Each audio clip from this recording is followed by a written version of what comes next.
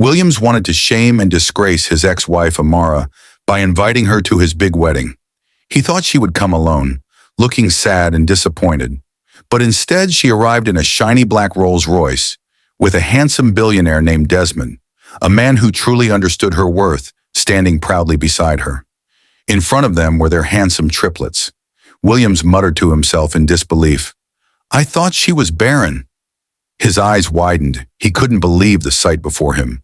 The same woman he once mocked and called barren, the same woman he heartlessly pushed out of his house into the heavy rain that night. But now she was married to someone far better, far richer, and far kinder than him. But what his ex-wife did next on his wedding left every single guest in tears. Before now, Amara and Williams used to be a peaceful couple.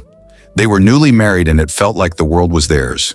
They cooked together, ate together, and went on evening walks, holding hands like children in love.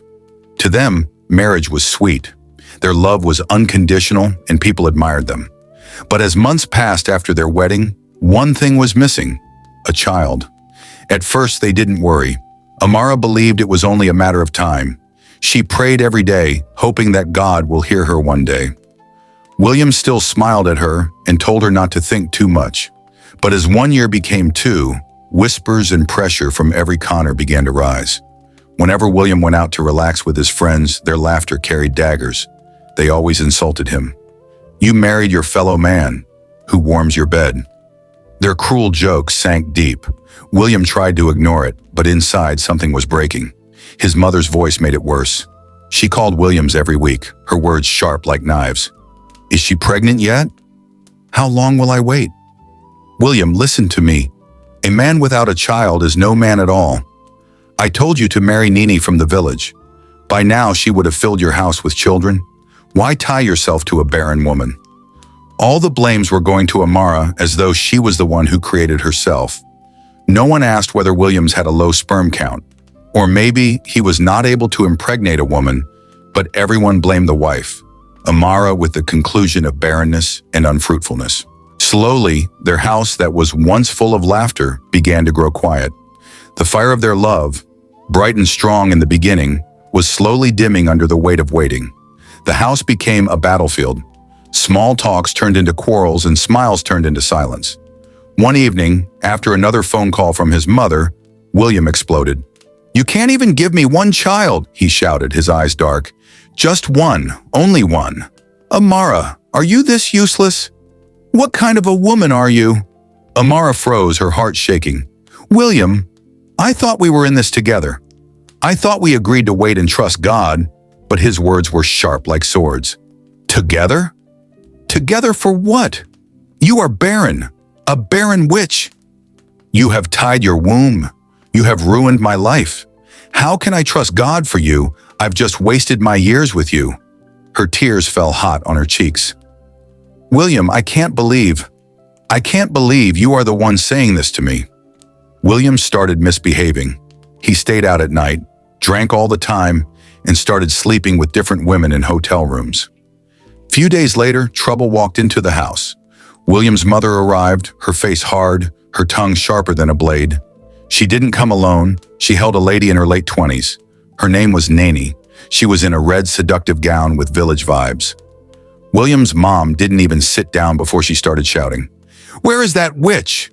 Where is that barren woman who has refused to give my son a child? Where is she?" Amara's heart sank.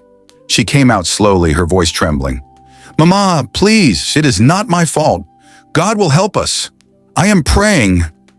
The older woman cut her off with fire. "Don't beg me. Today you are leaving this house. My son cannot waste his life with a useless woman. He needs children, real children. You are leaving." He did not defend Amara. He did not hold her hand. He only whispered weakly, "Mama, please, just calm down."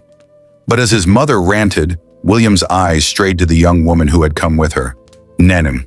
She was slim, shapely, her steps full of pride. His mother held her by the hand like a prize. "This is the kind of woman you need," she said, "a woman who can give you a child." Amara's chest tightened. She looked at her husband, waiting for him to protest, waiting for him to push the stranger out. But William said nothing. His eyes lingered too long on Nene. What no one knew was that Nene was already carrying another man's child. She had been abandoned in the village just 1 week pregnant. But that night, William did not care. His heart was already poisoned. William took Nene into their matrimonial bedroom they shared while Amara lay in the next room, crying into her pillow. Her husband slept with the woman his mother had brought. The next day, Amara's eyes were swollen from tears. She waited for him to return in the evening and tried to confront him. "William," she whispered, her voice shaking, "after everything we have been through, you did this to me?" But William's heart was stone. "You are a barren witch," he spat. "You have tied your womb. In fact, I don't need you anymore. You are leaving my house tonight." She fell to her knees, sobbing. "Please, William, please don't do this to me. It's raining outside. I can't go out there. Please don't chase me out." He dragged her bag out, threw it outside into the heavy rain, and pushed her out. The storm poured down as she cried and cried, banging on the door, begging to be let in. But no one answered. From inside, she could hear her mother-in-law's voice. "You have done well, my son, by throwing her away." She cannot do anything, soaked and shivering. Amara walked away in the dark, her tears mixing with the rain. She left with nothing but her broken heart. That night, when the rain had faded a bit, Amara cried until her tears dried on her face. The cold wind slapped her skin as she sat under the bridge, clutching her small bag like it was the only friend she had left. Cars rushed past above her, their lights cutting through the darkness, but no one cared to stop. She whispered to herself in the silence, "God, if you still see me, don't let me die like this." Meanwhile, William began living openly with Nene. Within a week, she went to the doctor and returned with the news that she was pregnant. His mother danced with joy. "Have you seen it?" she said proudly. "All these wasted years with that barren witch, and now in just 1 week, this girl is carrying your child. If you had listened to me earlier, by now you would have had a 3-year-old running around this house." William smiled foolishly, never knowing the truth of what was growing inside Nene's womb. The truth was that William had low sperm count. He can't pregnant a woman, and the baby in Nene's womb was not his.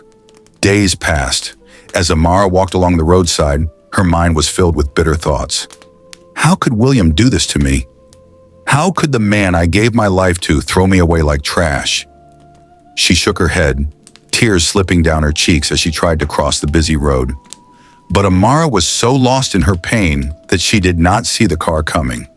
A black SUV raced down the street. The driver honked, but it was too late. Bang! The car hit Amara and she fell to the ground unconscious. People screamed and gathered immediately. From the SUV, a tall, dark-skinned man in a fine Italian suit rushed out. His name was Desmond, one of the wealthiest and most respected businessmen in the city. Normally, he never drove himself, but that morning he had chosen to sit in front. Fate had brought him there. "Jesus, somebody help me!" Desmond cried as he bent down, lifting Amara's fragile body. Even in that moment of pain, he noticed her face. Despite her dirty gown and swollen eyes, she was stunningly beautiful. He placed her gently inside his car, took her to St. Luke's Hospital immediately. Inside the car, Desmond kept glancing at her. Her breathing was shallow, her face pale. His heart raced. "God, please, don't let this woman die. Please save her." At the hospital, doctors rushed Amara into the emergency ward. Desmond paced the corridor, his hands clasped tightly behind him. Hours passed. Nurses came and went. He could not eat. He could not rest. Something inside him refused to leave her. The next day, Desmond approached the doctor. "Doctor, please, is she awake?" The doctor gave a tired smile. "Yes, sir. She's conscious now. You can see her." Desmond hurried into the room. There she was, lying weakly on the hospital bed. Her eyes opened slowly, and the first thing she saw was his face. I'm sorry," Amara whispered, her voice faint. "I didn't mean to cause you trouble." Desmond shook his head quickly. "No, No, don't say that. It was an accident. Please forgive me. I should be the one apologizing. I pray you'll be fine soon, Desmond asked her. What about your husband? My family? Anyone you can reach? Tears rolled down her cheeks. I have no family. My husband threw me out like a dog. I am alone in this world. Her words struck Desmond like a sword. He felt her pain. He was also alone. Despite his wealth, he had never married. He had money, houses, cars, but no one to share his heart with. From that moment, he knew she was different. He admired her strength, her beauty, and her honesty. A week later, Amara had fully recovered. Desmond returned to the hospital and told her, "You cannot go back to the streets. Come with me." He took her into his mansion and offered her a job as a housemaid. Amara accepted. She cleaned, cooked, and cared for his home with diligence. She was humble and hardworking, and every day Desmond found himself watching her more closely. Slowly, feelings began to grow. One night, Desmond could not resist anymore. He confessed his desire for her. Their closeness turned into passion. Not long after, Amara became pregnant. It was then that Amara realized she wasn't barren. Rather, her ex-husband was the weak one. When she told Desmond, he was so happy he didn't hesitate. He immediately married her, making her his wife in front of everyone. Months passed. Her stomach grew, first small, then bigger, then heavy with life. By the 9th month, Amara gave birth to triplets, 3 beautiful children, a blessing beyond measure. Meanwhile, William, the man who once threw her away in the rain, was rejoicing with his new wife. His wife had already given birth, and he was preparing to host a grand wedding ceremony. He thought his life was perfect, but destiny had already written another story. For while William was planning his new wedding, Amara, the woman he once called barren, had become the wife of a billionaire and the proud mother of triplets. Her life, once broken, was now overflowing with blessings.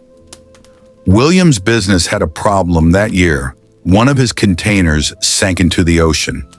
The collapse came like a storm, shaking everything he had built. That year, he canceled all his plans for a wedding. His focus shifted to survival, rebuilding, and rising again. And rise he did.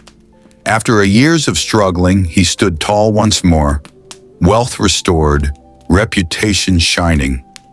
With his pride back in place, Williams decided it was time. Time for a wedding that would shake the entire city. This one, he wanted to be different, lavish, powerful. The kind of wedding where people would whisper about his success and envy his bride. Williams carried a secret plan in his heart. He wanted to disgrace Amara, the same woman he had once married, the same woman he had thrown into the storm. He wanted her to feel small, empty, and useless before the crowd. But there was a problem. He no longer knew where she was. He sent men into the city with her picture, telling them, "If you find her, give her this wedding card. Make sure she comes." He thought that even if she showed up, she would come alone, looking sad and worn out, and the shame would crush her. The men searched until finally they found Amara. They gave her the card. She looked at it quietly, a soft smile on her lips. She carried it home and showed her husband, Desmond. He read it slowly, then lifted his eyes to hers. She explained everything: the past, the pain, the betrayal. Desmond only nodded and said, "We will go." The wedding day arrived. The everywhere glittered like a palace. Guests in fine clothes filled the seats, laughter and music filling the air. Williams walked proudly in his designer suit, his new bride beside him, his chest swelling with pride. This was his day, his glory. Then the atmosphere shifted. A black Rolls-Royce SUV drove into the compound. Its shiny body caught every ray of sunlight. Guests rushed out, murmurs spreading like fire. The driver stepped down and opened the door. Amara stepped out. She was glowing, radiant, her beauty untouched by years of pain. But she was not alone. Her husband Desmond, the billionaire everyone in the city respected, stepped beside her. And holding their hands were three little children, triplets, now strong enough to walk on their own, 2 years old and full of life. The crowd gasped. Some whispered, some pointed. All eyes turned. Williams froze. His smile faded. His throat tightened. He could not breathe. He could not believe what he was seeing. The same woman he once called barren, the same woman he mocked and threw out like dirt, now stood before him with 3 children and a husband greater than he could ever dream of being. Inside the hall, the wedding continued as if nothing had happened. The choir sang, and it was time. Then came the question every wedding must face. The pastor lifted his voice and asked, "Is there anyone here who has any reason why this man and this woman should not be joined together? Speak now, or forever hold your peace." Williams swallowed hard. Sweat gathered on his forehead. His eyes flicked quickly to Amara, seated with Desmond and their children. He was sure she would stand up, sure she would destroy everything. His heart pounded. But Amara never stood, her face calm, her eyes steady. Then, the unthinkable happened. A man rose from the back of the hall. He was rugged, his face sharp with anger, his voice trembling with power. "Yes, I have something to say." The entire hall turned. Murmurs broke out. The man pointed at Ninny. "You and I know that the baby you gave birth to is not your husband's child. I am the one who impregnated you before you ran to the city." The hall erupted. Gasps, shouts, whispers filled the air. The bride's legs trembled. William's face drained of color. Nene's mouth opened in shock, her eyes wide, frozen in shame. "I am not here for you, Nene. I don't want you. All I want is my child. Give me my child, and I will leave this place." The silence that followed was heavier than stone. Guests covered their mouths. Some shook their heads in disbelief. Williams looked like a man struck by lightning. His wedding, his pride, his plan to disgrace Amara had now become his greatest disgrace. Then slowly, Amara rose. She reached into her handbag, her movements calm and graceful. She pulled out a white envelope and walked forward. Williams's eyes widened as she handed it to him. "Williams," she said softly, but her voice carried strength. "I came prepared. You never divorced me legally, but today let it end forever. Sign these papers." Shame burned his face. His hands trembled as he took the pen. Before the eyes of everyone, friends, family, and strangers, Williams bent his head and signed the divorce papers. Amara took them back, nodded once, and without another word turned to Desmond. He held her hand, their 3 children standing close. Together they walked out of the hall, their heads high. Moments later, the black Rolls-Royce purred to life, carrying them away. The hall remained in chaos. William stood frozen in shame, his new bride in tears, his mother speechless. His great wedding had ended in ruins. And that was how the man who planned to disgrace his ex-wife was himself disgraced before the world. May God disgrace anyone planning to disgrace you in Jesus' name. Amen. Thanks for watching. If this story touched your heart in any way, don't forget to like, share, and subscribe for more inspiring stories.